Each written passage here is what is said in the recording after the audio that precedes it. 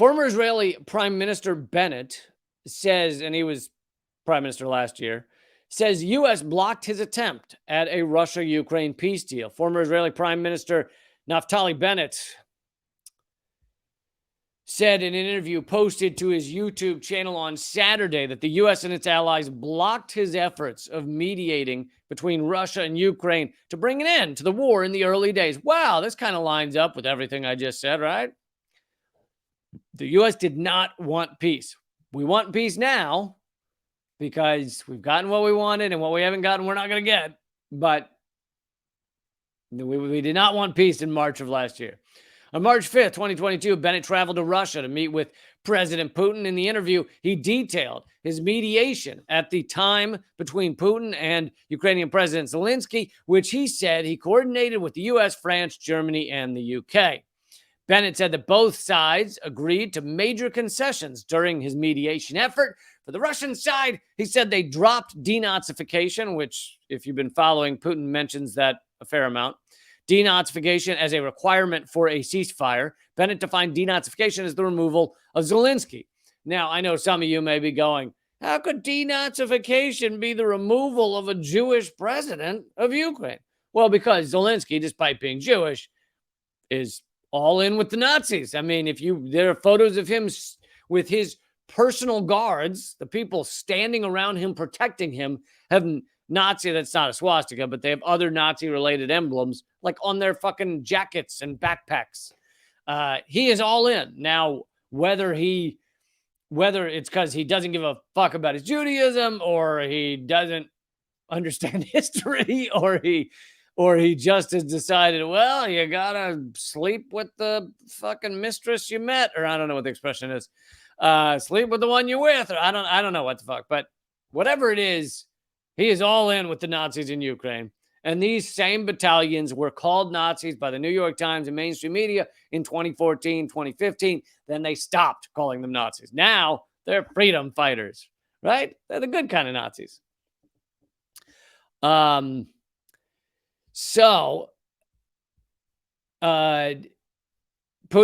dropped the call for denazification. The other concession Russia made, according to Bennett, is that it wouldn't seek the disarmament of Ukraine.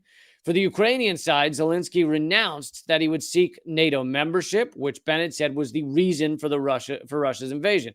It was one of the main reasons for Russia's invasion, was that Ukraine was heading towards becoming a member of NATO. Which, of course, having a militaristic union, a Western militaristic union on your border, including former Soviet bloc countries, would be insanity. I mean, the U.S. would never allow that on our border. Do you think the U.S. would allow Mexico to join a military pact with China or Russia? Fucking no. So anyone who's like shocked that Putin was not okay with Ukraine joining NATO, like the U.S. wouldn't allow anything even near that.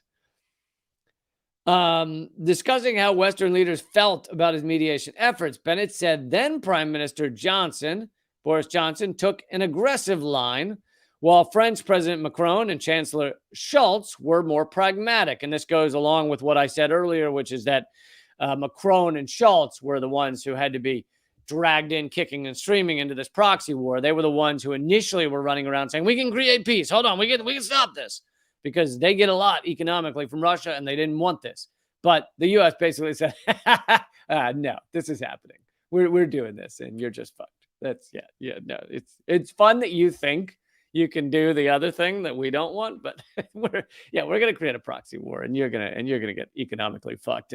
And half your population will be, not have any heating this winter, but have fun with that. Now, if you want to keep doing the little peace deal thing, you go ahead and try that.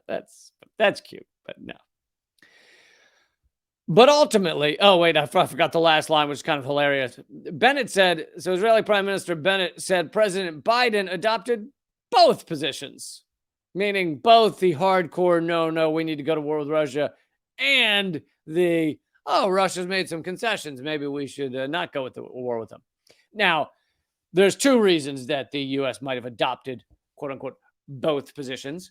One might have been that they needed to appear. They felt politically it looked good to appear that the U.S. wanted peace.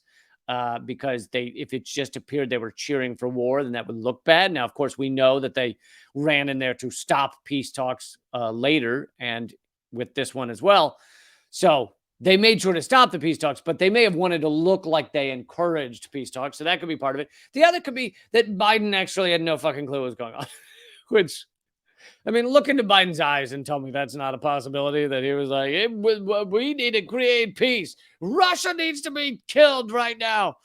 Also, what? Who? Who am I? Who are you? What is this? Do you have anything to eat? Either one's a possibility.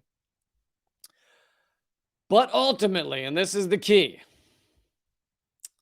ultimately, the Western leaders opposed Bennett's efforts. Quote, I'll say this in the broad sense. I think there was a legitimate decision by the West to keep striking Putin and not negotiate.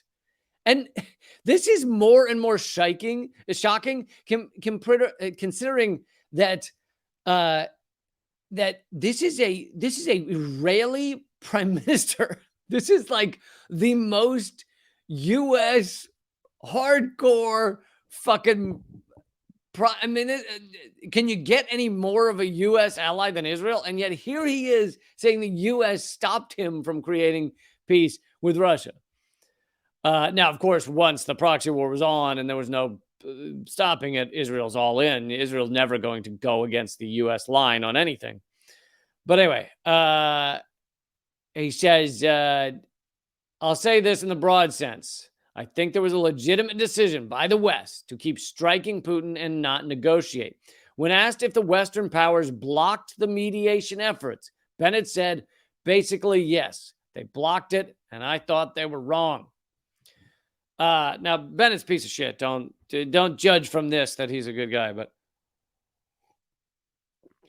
but either way, whether he's bullshitting or not, this goes along with exactly what we know of what France and Germany were doing. Whether he's bullshitting about the U.S. trying to support peace, not U.S., sorry, Israel. Whether he's bullshitting about Israel trying to support peace or not, maybe he's bullshitting because he thinks it looks good now. But either way, the part about France and Germany goes along with what we know, which is France and Germany far more economically tied with Russia. They wanted to create peace. It goes along with what we know of the peace deals that were happening in that first month, and the U.S. made sure to stop them.